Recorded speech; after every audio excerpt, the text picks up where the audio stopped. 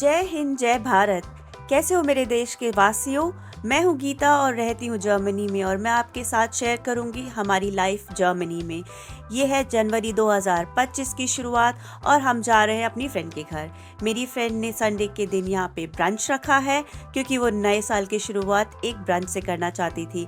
हम सब तैयार होकर के चल पड़े हैं। ये हूँ मैं, मेरे साथ है मेरे हस्बैंड और मेरा एक 5 साल का बेटा।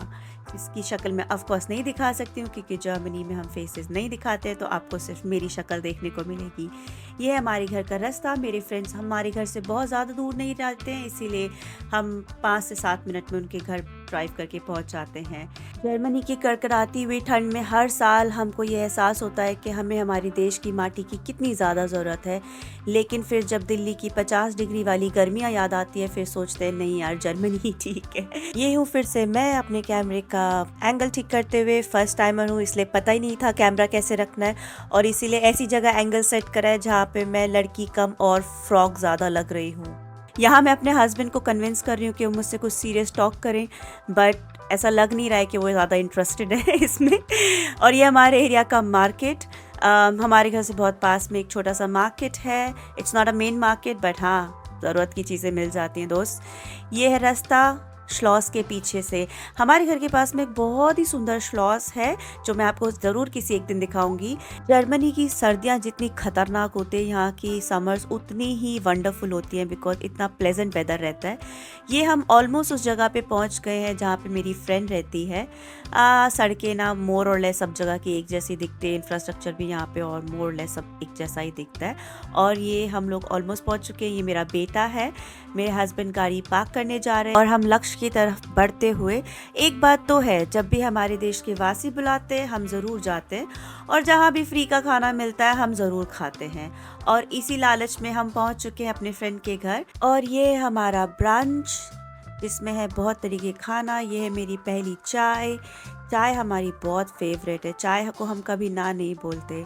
ये देखिए तरह तरीके का इसमें खाना है, ब्रोशे, बीन्स, सैंडविचेस, पता नहीं क्या क्या, इतने तरीके का खाना हमारे फ्रेंड ने यहाँ पे ऑर्गेनाइज़ किया है। बट हमारे सारे बच्चे भी बहुत खुश हैं। ये देखिए यहाँ पे बन रही है egg bhurji. I was really surprise, मैंने इतनी वेजिटेबल्स के साथ एग भुर्जी नहीं खाई थी, but I tell you it came out really well. It was very tasty. Germany में आने के बाद बहुत हेल्थ कॉन्शियस हो गए यार, वरना कहाँ पहले छोले भटूरे समोसे खाया करते थे। ये हम सब की रेजगारी, हमारे छोटे छोटे चुन्नू मुन्नू जो कि खेल रहे हैं। और ये आ गई हूँ मैं। बहुत कोशिश कर रही हूँ अपना व्लॉग बनाने की, क्योंकि मुझे कैमरे का डायरेक्शन भी नहीं पता था, बिल्कुल गलत डायरेक्शन में कैमरा रखा हुआ है। बट नेवर माइंड, धीरे धीरे सीख जाएंगे, बिग डील।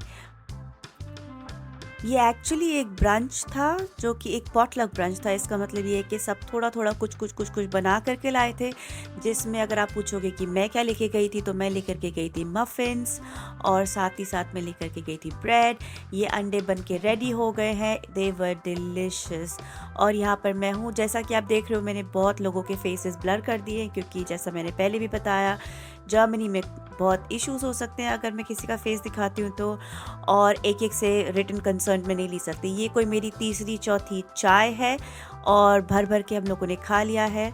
आप देखोगे हम लोग बहुत सीरियस डिस्कशन कर रहे हैं, लेकिन ये लोग मुझे बोल रहे हैं कि हमें तुम्हारे व्लॉग में आना है, और मैंने कहा नो वेज, मैं तुम सबके मुंह ढकने वाली हूँ। मतलब फेमस होंगी अगर तो मैं होंगी।